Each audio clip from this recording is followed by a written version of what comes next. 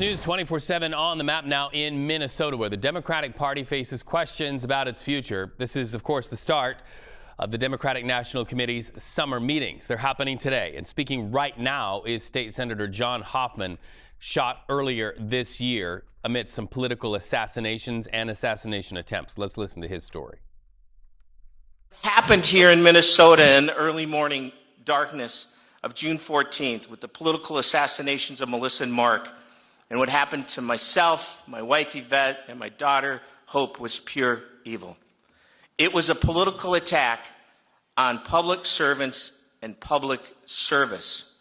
And it was aimed squarely and slowly at our party. And it was a wake-up call. What is happening at a national level, the persistent dehumanizing narratives and conspiracy theories in public discourse are fueling the radicalization of individuals willing to engage in political violence against perceived opponents. Not okay. I'm still slowly recovering from my gunshot wounds, 9 of them. If you want to see the pattern on my body, it's the same pattern that's in my red door that I no longer have. Although I do still have a long way to go. And what my daughter has endured on top of all this trauma, with publications international objectifying her based on disability, with narratives of the night that aren't even true, that's ableist and that's shameful. And I wish the media would stop leading the headlines with that. Thank you. CBS News political reporter Hunter Woodall joins us live now from Minneapolis. This party facing a lot of questions this week. What are some of the issues at the forefront of that meeting as the Democratic Party really looks to redefine themselves to appeal to voters in the next cycle? Well, that's the key factor here as we continue to see Democrats struggle in the early days of President Trump's second term. There's this question of how much are they going to fight back? Voters clearly want to see Democrats resist the president in a major way, but how that manifests continues to be a major question. Now, at this time, the DNC actually has a major cash-on-hand disadvantage compared to the Republican National Committee. That's led to some tensions in the party about the future direction, as well as its current chair, Ken Martin. Mr. Martin is a Minnesotan. He's a former chair of Minnesota's Democratic Party, and obviously has he's a close friend and has a lot of connections here in Minnesota. So the violence that we just heard Mr. Hoffman, Senator Hoffman, talk about obviously is deeply felt by Chair Martin.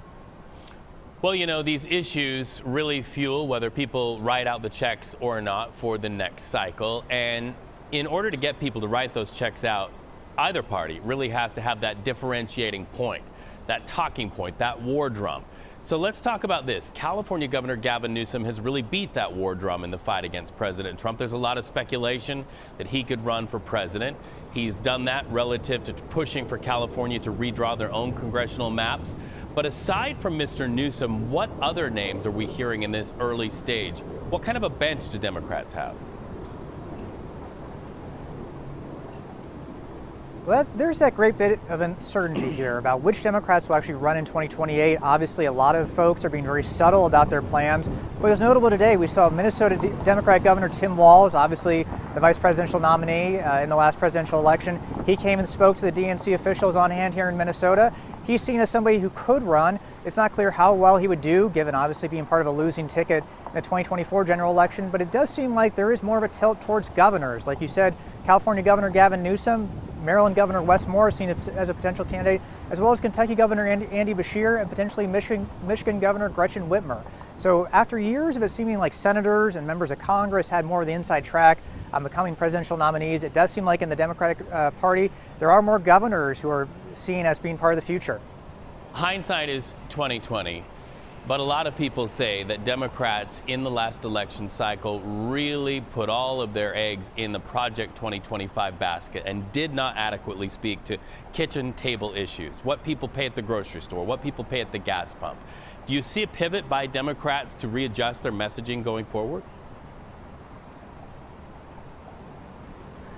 It's notable you asked that because earlier today, DNC Chair Ken Martin gave a speech and he emphasized that he sees the Democrats as the party of the working class. That's obviously something that voters, they don't feel that way as much anymore when you talk to them.